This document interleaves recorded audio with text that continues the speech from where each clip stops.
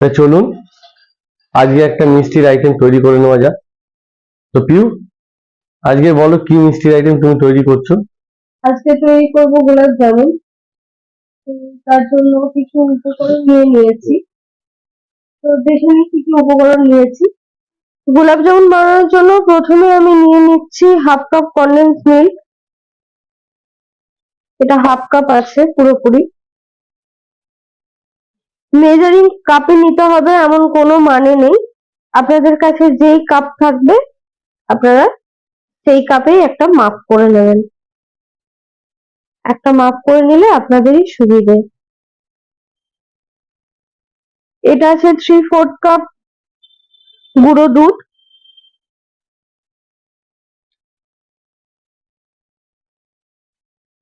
এটাতে আছে 8 টেবিল চামচের মতো ময়দা। আটা নয়, ময়দা 8 টেবিল চামচের মতো আছে।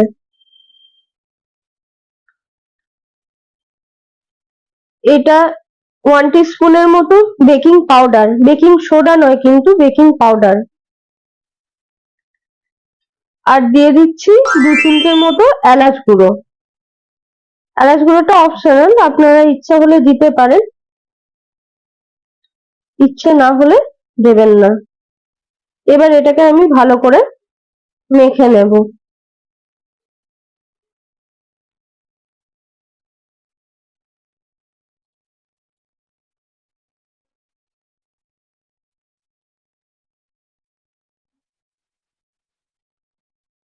এবার এটাকে আমি হাতের সাহায্যে আস্তে আস্তে মেখে নেব।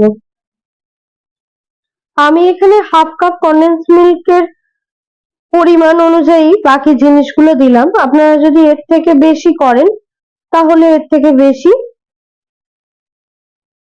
পরিমাণগুলো একটু করে বাড়িয়ে দেবেন।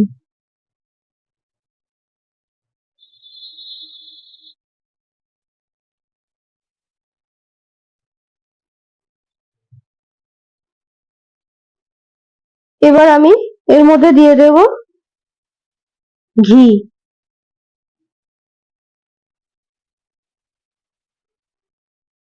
আপাতত আমি একটু ঘি ব্যবহার করলাম, দরকার পড়লে আরো ঘি দেব।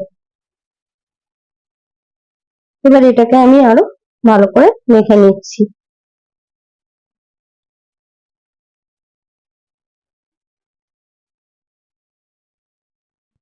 দেখুন আমার ডোটা রেডি হয়ে গেছে। আপনাদেরকে বলেছিলাম যে আমি আর একটু ঘি ব্যবহার করব, তো আমি আরো 1 টিস্পুনের মতো ঘি এর মধ্যে দিয়ে দিচ্ছি। এবার এটা ভালো করে আমি এর মধ্যে লাগিয়ে, ডোটার মধ্যে লাগিয়ে আবার ভালো করে মেখে নেব। ভালো করে দেখুন এইভাবেই ডোটা তৈরি করতে হবে, যেমন করে আমরা লুচি বা পরোটার আটা মাখি বা ময়দা মাখি সেইভাবেই ডোটা তৈরি করতে হবে। অতটা মানে তার থেকেও শক্ত হলে ডোটা ভালো হয়।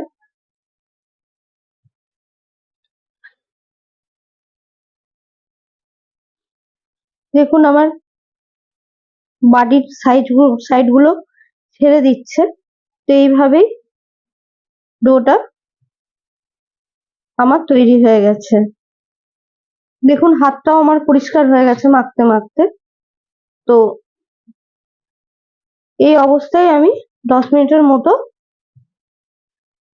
ঢাকা দিয়ে রেখে দেবো। আপনারা টেক্সচারটা দেখুন, না খুব শক্ত না খুব নরম। যেমন আমরা লুচি বা পরোটার ময়দা মাখি তার থেকে একটু শক্ত মাখতে হবে, তাহলেই হবে।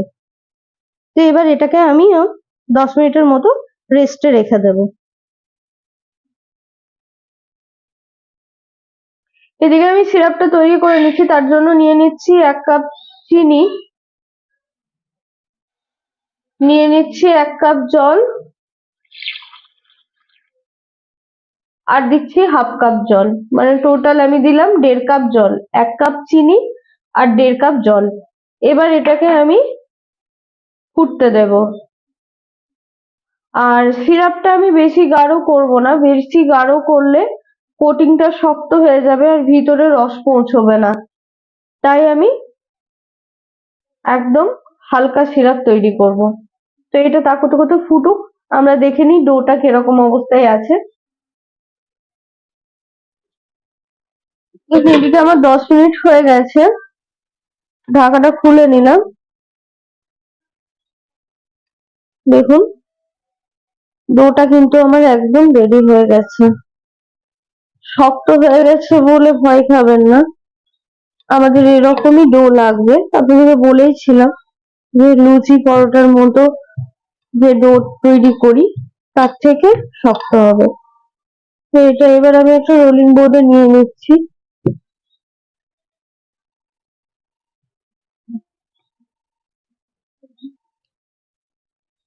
এবার এটাকে আমি এরকম দুদিকে হাত দিয়ে ডলে ডলে এটাকে সমান লম্বা করে নেব, যাতে আমাদের কেটে নিতে সুবিধে হয় আর সব সমান বেরোয় গোলাপ জামগুলো। দেখছেন কতটা সহজ।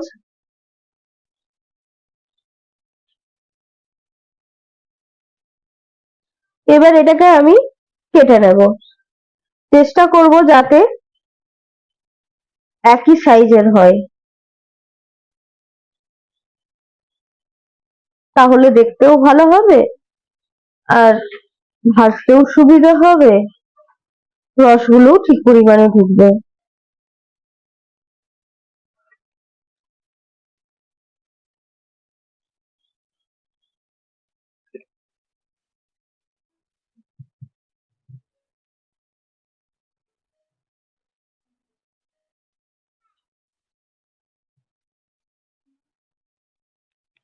বাকি যেটা আছে সেটাও আমি একটু হাত দিয়ে রোল করে নেব, এটাকেও আমি কেটে নেব।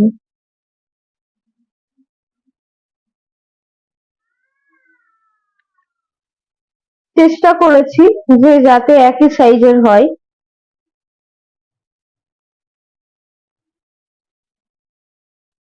আমি একটা প্লেটে একটু ঘি নিয়ে নিয়েছি, এবার এটাকে আমি একটু প্লেটের চারিদিকে লাগিয়ে নেব। এটা না করলে যে গোলাপ জামগুলো আমি গড়ে গড়ে রাখবো তৈরি করে করে, সেগুলো আটকে যাবে। তো আপনারা যেই পাত্রেই রাখবেন গড়ে, সেই পাত্রে একটু তেল হোক ঘি হোক যেটা আপনাদের সুবিধে সেটা লাগিয়ে নেবেন, ব্রাশ করে নেবেন। দেখুন একই সাইজের হয়েছে। এবার এটাকে আমি এরকম হাতে করে রোল করে নেব।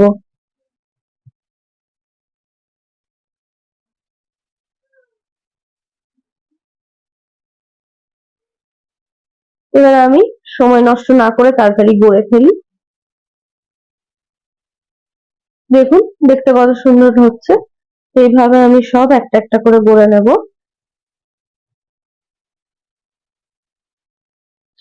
একটু সাইজ এদিক ওদিক হতেই পারে, তাতে ভয় পাওয়ার কিছু নেই, কারণ আমরা তো একদম মেপে মেপে তৈরি করতে পারি না। যতটা সম্ভব একই সাইজের তৈরি করা যেতেই পারে যতটা সম্ভব, তারপর একটু এদিক ওদিক হলে কোনো অসুবিধা নেই।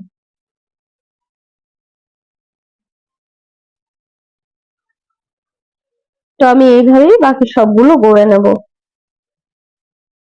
দেখুন এইদিকে আমাদের সিরাপটাও তৈরি হয়ে গেছে, ফুটছে। এটা আমি বেশি ঘন করব না, তো এই অবস্থায় আমি গ্যাসটা বন্ধ করে দেব, দিয়ে এটা একটু ঠান্ডা হওয়ার জন্য রেখে দিচ্ছি।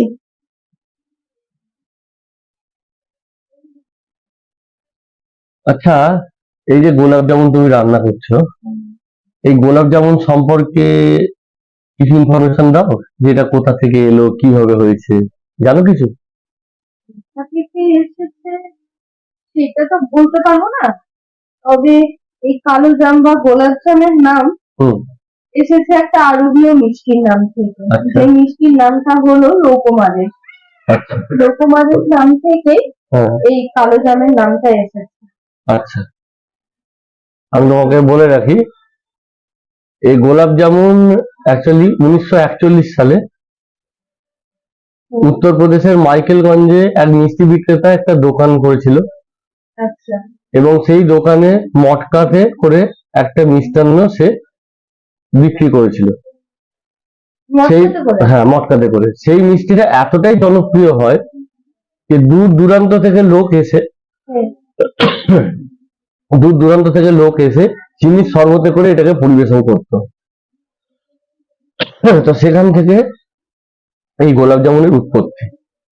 এর আরেকটাও নাম, একে রোজবেরি ওয়াটার বা রোজ ওয়াটার, এই রোজবেরি ওয়াটার বা রোজবেরি এই নামে গোলাপ জামুনকে ডাকে। আর এটা তোমার ভূমধ্যসাগরীয় এবং ভূমধ্যসাগরীয় এবং পারস্যের একটি বিখ্যাত মিষ্টি। ভারতের উপমহাদেশীয় একটি বিখ্যাত মিষ্টি, যেটা নেপাল, বাংলাদেশ, ভারতবর্ষ, ভুটান, তথাকথিত মায়ানমারেও এর প্রচলন খুব বেশি।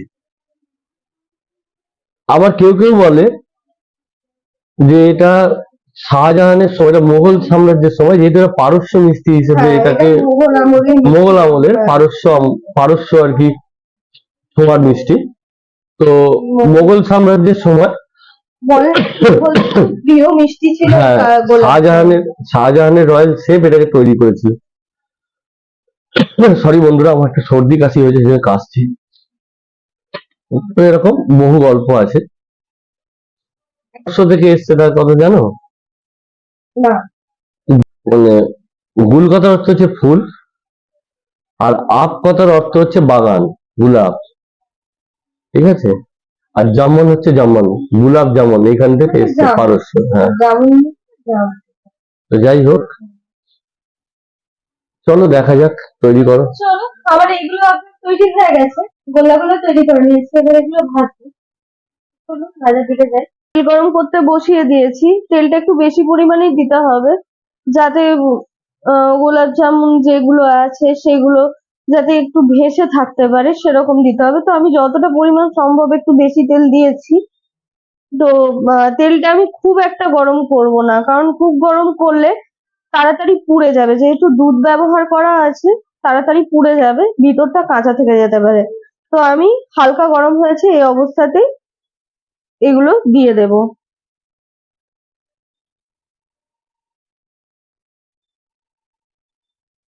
একটা একটা করে দেব।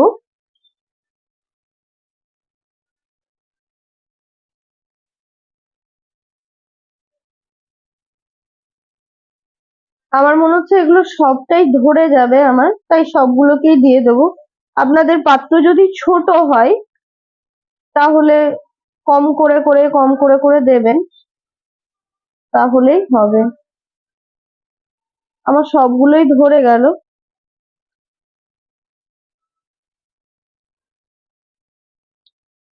এবার আমি এগুলোকে একদম কম আঁচে নাড়িয়ে চাড়িয়ে ভেজে নেব। ওইদিকে মাম্মা চেঁচাচ্ছে, এত রাত হয়ে গেছে তাও ওর ঘুম নেই। দেখুন, দেওয়া মাত্রই কিন্তু লাল হতে লেগেছে। তো হালকা হাতে সব নাড়িয়ে চাড়িয়ে চেষ্টা করবেন যাতে সব দিকে আঁচটা, তাপটা সমানভাবে লাগে। নাড়িয়ে নাড়িয়ে ভালো করে ভেজে নেবেন। দেখলেন তেলে দেওয়া মাত্র একটু কেমন ফুলছে। বেকিং পাউডারটা ব্যবহার করা হয়েছে, তো বেকিং পাউডারটা ওই জন্যই ব্যবহার করা, যাতে একটু ফাঁপে, না ফাঁপলে তো আর ভিতরে রস ঢুকবে না।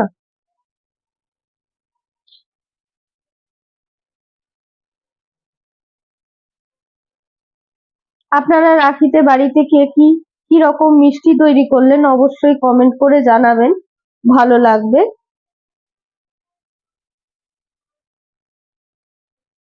আর কে কেমন ভাবে আপনারা রাখি সেলিব্রেট করলেন অবশ্যই জানাবেন। তো আমি এইভাবেই আস্তে আস্তে সব নাড়িয়ে নাড়িয়ে ঘুরিয়ে ঘুরিয়ে ভেজে নেব।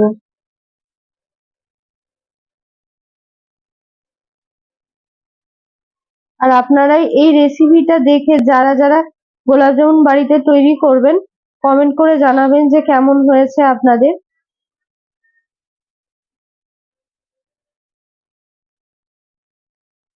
গোলাপ জামুন খেতে তো আমরা কম বেশি সবাই ভালোবাসি। আর এটা এমন একটা মিষ্টি যেটা ঠান্ডা খেতেও ভালো লাগে, আবার গরম খেতে ভালো লাগে, দুরকম ভাবেই ভালো লাগে।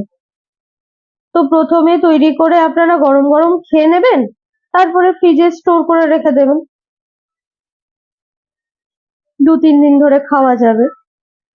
যদিও মিষ্টি বাড়িতে তৈরি করলে 2-3 দিন ধরে রাখা হয় না, কারণ যেহেতু বাড়ির তৈরি মিষ্টি তো খাওয়া হয়েই যায়। তো যার যেভাবে পছন্দ তারা সেইভাবে খাবেন।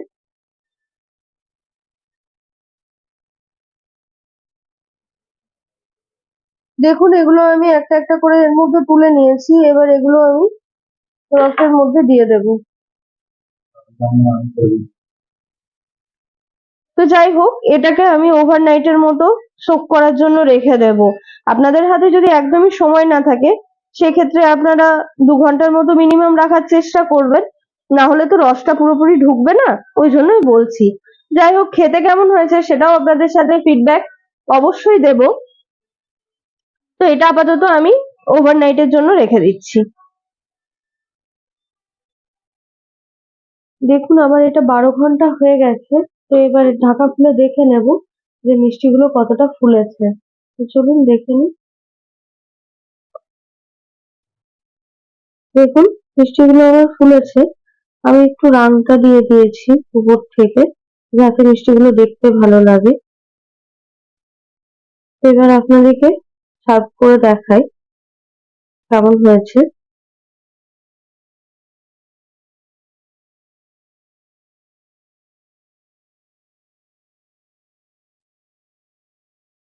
তো তৈরি হয়ে গেছে আমার গোলাপ জামুন।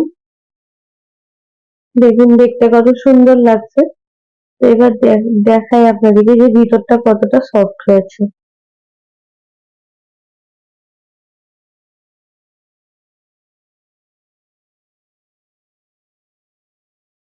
দেখুন ভিতরটা কতটা সফট হয়েছে।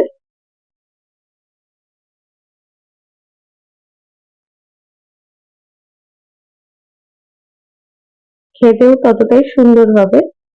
রেসিপিটি ভালো লাগলে লাইক করে দেবেন, কমেন্ট করে জানাবেন কেমন লাগলো আজকের রেসিপিটি। চ্যানেলটি সাবস্ক্রাইব করে বেল আইকন প্রেস করে দেবেন, যাতে করে নতুন নতুন ভিডিওর আপডেট আপনাদের কাছে পৌঁছে যেতে পারে। ভালো থাকবেন, সুস্থ থাকবেন। দেখা হবে আবার একটি নতুন ভিডিওতে। ততক্ষণের জন্য বাই।